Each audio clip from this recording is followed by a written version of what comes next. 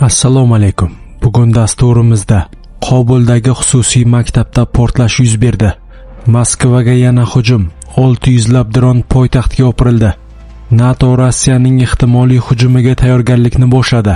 Trampning kuyovi Netanyahuni 4 soat davomida G'azo rejasiga ko'ndirish ko'rindi. Erkaklar, Qobuldagi xususiy maktabda portlash yuz berdi. Afg'oniston poytaxti Qobulning g'arbida joylashgan xususiy maktab ichida 17-avgust kuni portlash sodir bo'ldi. Tibbiyot manbalarining tasdiqlashicha, hodisa o'quvchilar darsdan chiqayotgan vaqtda yuz bergan va bir nechta o'quvchi, asosan bolalar jarohatlangan. Bu haqda Kabul Now nashri xabar berdi. Manbalarga ko'ra, hodisa mahalliy vaqt bilan soat 16:30 atrofida sodir bo'lgan. Portlash Qobulning 13-hududdagi Dashti Barchi tumanida joylashgan Shamsi Hidoyat xususiy maktabida yuz bergan. Tibbiyot manbasining Qobul Now nashriga ma'lum qilishicha, o'quvchilar darsdan chiqqanida maktab qarshisidagi ko'chadan bino hovlisiga granata uloqtirilgan. Manba portlash oqibatida talafotlar borligini aytdi, ammo aniq soni ochiqlanmadi.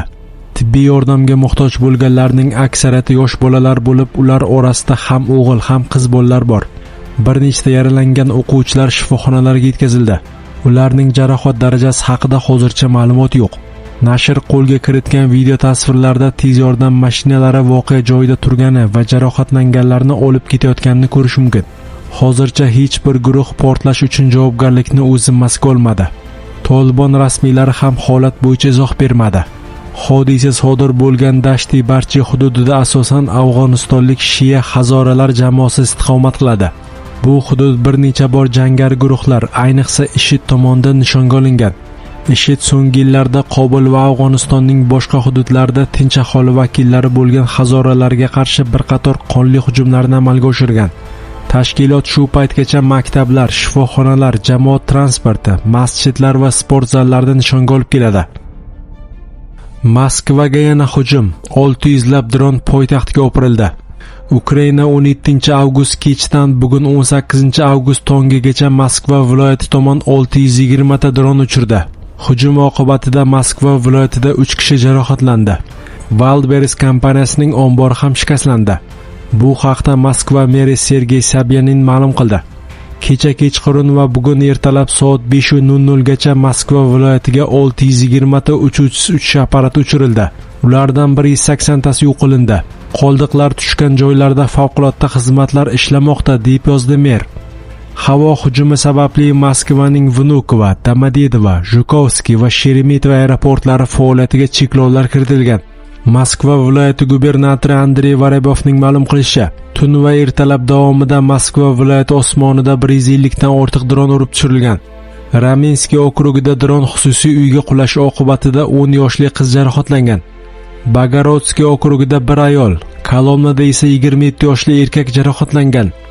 Gubernatorning qayd etishicha, hujumning eng jiddiy oqibatlari Pavlovskiy Posad okrugida kuzatilgan. Kuznetsi qishlog'ida xususiy uy yonib ketgan. Pavlovskiy Posadda esa ko'p qavatli uyning tomida yong'in chiqqan.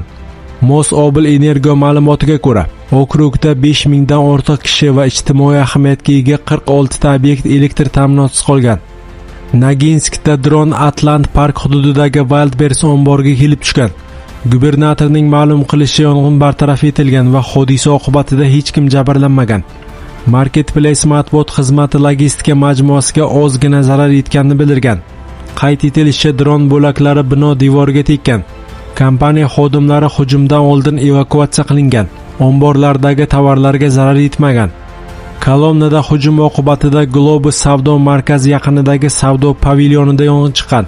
Shuningdek, FXDYO binosi, do'kon va Savitskiy maydonidagi turar joy binosining oynalari shikastlangan. Elektrostalda esa avtomobil va transformator podstansiyasiga zarar yetgan. Ramenskiy hamda Bogorodsky shahar okrugida ham xususiy uylar shikastlangan. NATO Rossiyaning ehtimoliy hujumiga tayyorgarlikni boshladi. NATO Rossiyaning Boltiqbo'yi mamlakatlarga ehtimoliy hujumiga tayyorgarlik ko'rmoqda. Bild nashrining aniqlashicha, Alyans Rossiya qo'shinlari Estoniya, Latviya yoki Litvaga hujum qilgan taqdirda harakat qilishning 3 ta variantini ishlab chiqqan. Asosiy maqsad hujumni to'xtatish va Rossiya kuchlarini maksimal darajada zaiflashtirishdir. Birinchi bosqich raketalar va uchuvchisiz uchish apparatlari hujumlarini bostirishdan iborat. Buning uchun NATO Rossiya raketa majmualarini yo'q qilishda qiruvchi samolyotlar, raketalar va dronlardan foydalanishni rejalashtirmoqda. Ko'plab havo hujumidan mudofaa tizimlari hamda raketa majmualari joylashtirilgan Kaliningrad viloyati asosiy nishonlaridan biriga aylanishi mumkin. Shuningdek, Rossiya va Belarus bilan chegaralarda avtonom zona deb ataluvchi hudud yaratish ko'zda tutilgan. Unda NATO harbiy xizmatchilari bo'lmaydi. Ilgarilayotgan Rossiya qo'shinlariga qarshi dronlar hamda yer usti robotlashtirilgan tizimlari harakat qiladi. Keyingi bosqichda NATO bevosita Rossiya hududiga zarbalar berishi mumkin. Maxsus topshiriq berilgan kuchlar harbiy va logistika obyektlarini, aerodromlar, mudofaa korxonalari, ko'priklar hamda qo'shin va texnikalarni tashish uchun foydalaniladigan temir yo'llarni yo'q qilish kerak bo'ladi. Alyans shuningdek Vladimir Putinga qarshi bo'lgan rossiyaliklarning yordamiga ham umid qilmoqda. O'z navbatida NATO Rossiyaga dronlar va robotlarni tashish uchun havo ko'prigini yaratishni rejalashtirmoqda. Ular jumladan aerodromlar hamda harbiy bazalarga hujum qiladi. Shu bilan birga alyansdagilar Rossiya hududini egallab olish rejalashtirilmaganini ta'kidlamoqda. Vazifa Rossiya qo'shinlarini chegaragacha surib chiqarishdan iborat. E'tiborlisi, NATO ushbu rejalarni sir saqlamoqchi emas. Harbiylarning fikricha, tiyib turish omili faqat dushman alyans mamlakatlariga hujum qilgan taqdirda nimaga duch kelishini oldindan bilsagina ishlaydi. Avvalroq Litva mudofaa vaziri Rossiya Ukraina dronlari bilan Boltiqbo'yi mamlakatlarga zarba bermoqchi ekani haqida ogohlantirgandi. Trampning kuyovi Netanyahuni 4 soat davomida G'azo rejasiga ko'ndirishga urindi. AQSh elchisi Jared Kushner 17-avgust kuni Isroil bosh vaziri Benyamin Netanyahu bilan 4 soatdan ortiq uchrashuv o'tkazdi. U Netanyahuga prezident Donald Tramp qo'llab-quvvatlayotgan G'azo rejasiga to'sqinlik qilmaslikni talab qilib bosim o'tkazdi. Bu haqda muzokaralar bilan tanish bo'lgan Isroil manbasi CNNga ma'lum qildi. Yuqori martabali Isroil mulozimiga ko'ra, Netanyahu Kushnerga Hamas to'liq qurolsizlantirilmaguncha Isroil G'azodan o'z kuchlarini olib chiqmasligini va qayta qurish ishlarini boshlashga ruxsat bermasligini aytgan. Iyul oyida ushbu 15 banddan iborat rejani rad etgan Netanyahu, oktyabr oyi oxirida bo'lib o'tadigan Isroildagi parlament saylovlari sababli reja bo'yicha siljishga erishish muammoli ekanini bildirgan.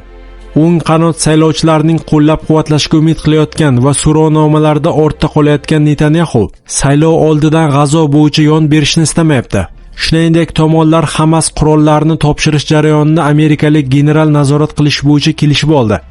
Bu vayron bo'lgan anklavni qurolsizlantirishdagi birinchi qadam bo'ladi. Hamas esa deyarli har kuni sodir bo'layotgan Isroil hujumlari to'xtatilmaguncha va hozirda hududning yarmidan ko'pini egallab turgan Isroil kuchlari olib chiqilishi boshlanmaguncha qurolini topshirishdan bosh tortmoqda.